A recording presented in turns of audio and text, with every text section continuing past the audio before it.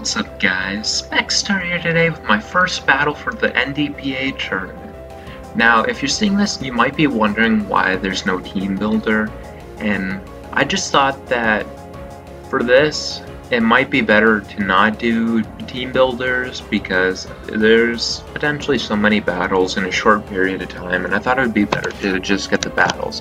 But I will take a quick look at my team before I get into this replay, and I'll start talking about the sets here. I've got a Scarf, Flanders with Earth Power, Sludge Wave, U-Turn, and Defog. And the Defog's there just because it's an open slot and it gives me the freedom to play more aggressively with Scizor, which I need to make sure Bulu doesn't become an issue. Of course, Earth Power just hits his team fantastically like it always does. It's pretty busted.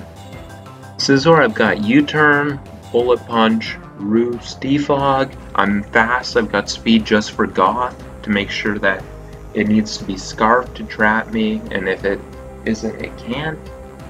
And I don't know what my crazy little dog's doing here. I've got an Assault Vest Bulu, which is mostly for Keldeo. It can take any hit from Keldeo fairly comfortably unless it specs Hidden Power Poison. I've got a Banded Mamoswine, which I think had a real potential to win just by clicking Ice Shard at the end if I got damage off on Keldeo, which incidentally, as you guys are going to see, didn't come. I've got the Stomping Tantrum because both me and him have Tapu Bulu, and Stomping Tantrum's power isn't decreased by the grassy terrain.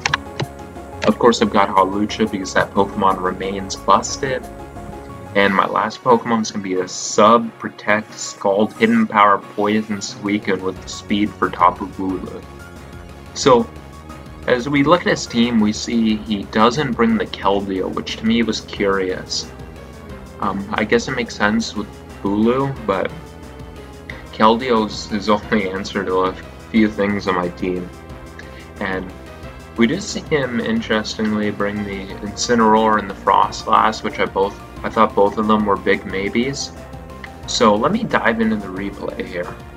So let's make this go slow, because normal's just a little too quick. He leads Incineroar and I lead Scizor, and I'm just going to go hard into Suicune. It's the safest play.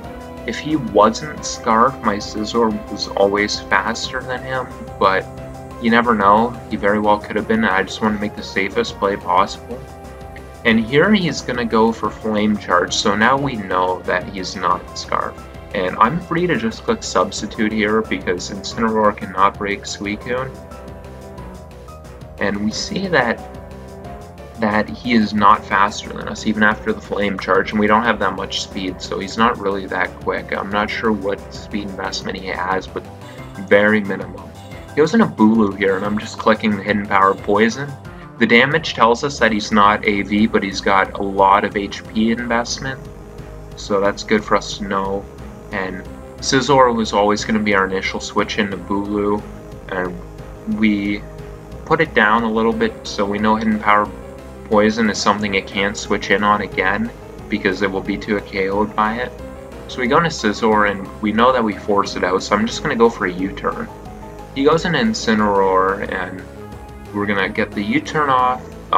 Unfortunately, we're going to get a crit. I'm not sure how much an Incineroar mattered because Suicune always shut it down, but always it's annoying to get the RNG having an impact in tournament type plays. So I go for a sub here, and he goes for a Drain Punch, which tells me he's probably not Darkest Lariat. I guess he wanted to get some recovery there, knowing that we'd sub up. And here he's going to go into Galvantula, and I'm going to throw off a Scald, and again, we're going to get a burn, which is annoying. That means we're going to be able to 2 a KO it with Scald. And he goes for a Giga Drain, and it puts him at a point where it's going to be a roll for Scald, and I do get the roll, and he's going to drop down there. A little bit of RNG's is there, but I mean, that's Pokemon. I want to pause for a second here because really in this game there was a bit of hacks going in his favor, but I don't think it was that influential in the outcome. because I had Scarf Landorus and Hawlucha and Mamoswine, which all just won. They just won. I just clicked Ice Shard, I just clicked Earth Power, I just clicked Acrobatics and High Jump Kick. So, there were, spoiler alert, I mean, you guys probably already figured out that I did end up winning this battle, but I just want to clarify that RNG definitely sucks. I don't think it really influenced who won this game. And I probably shouldn't have spoiled that, but I think you guys already could tell based on the matchup and the way it was going. Here he bulks up, which is interesting, and we get into a little bit of a vortex here. He bulks up, I click Bullet Punch, he bulks up, I click Bullet Punch. I was willing to let Scizor go down because it was only there for Bulu. I just needed to make sure I could beat Bulu with Scizor, and once Bulu was weakened like that, Scizor's job was done. Everything outspeeds and KOs it, so I was willing to let Scizor go there just because I really didn't need it for anything else. And there I was just free to go Suicune, and I go for Hidden Power Poison. He has an Excadrill, and that really didn't scare me because to threaten Suicune he would have had to been Fast Toxic, which I thought he'd be one or the other, not both. So I'm just going to go for my sub here, and here I'm good to just throw off his Scald, and he sacks Bulu, so he just wanted to get his rocks up there, and we get a crit, but of course that didn't matter because we were faster. We had 275 speed, so any Bulu that wasn't scarred, we were faster than. He was in a Goth here, and I'm just going to go for Protect first, stall out any PP, get a recovery, see what he's going for.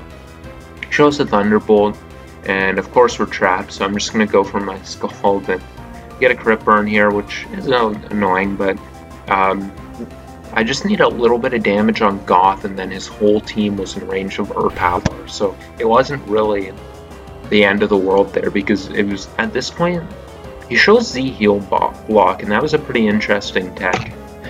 At this point, it was pretty much already decided for Landorus once Bulu went down, which is why I was so willing to sacrifice Scizor. The minute it went down, I just clicked Scarf Earth Power, and it was boom, kill, boom, kill, boom, kill. So here we just start scalding the Goth, and he goes for Thunderbolt. We managed to survive here, and I know with Protect, Sub, Protect, I'm going to be able to put it in range of Scald, so that's what I'm going to do there. And we're just going to do that, and then here we're going to be able to Scald it and beat it. Now he goes into Frostlass, and I'm just going to want to go for Scald here because I can break a potential Sash, and then if I break his Sash, then it's definitely over for Landorus. Landorus definitely wins now. So that's what we're doing there. Here I decide I'm just going to Protect twice and try to get out of range of the Shadow Ball, and he predicts that and goes for Spikes, which, I mean, good play for him, but at this point it was pretty much already determined the ending of this. He goes for Shadow Ball, and he's able to knock the Suicune out. We fail to get our double Protect. That's pretty fine though, because now we get Landorus in, and we know we're faster because we're Scarfed, and he mixed up his move.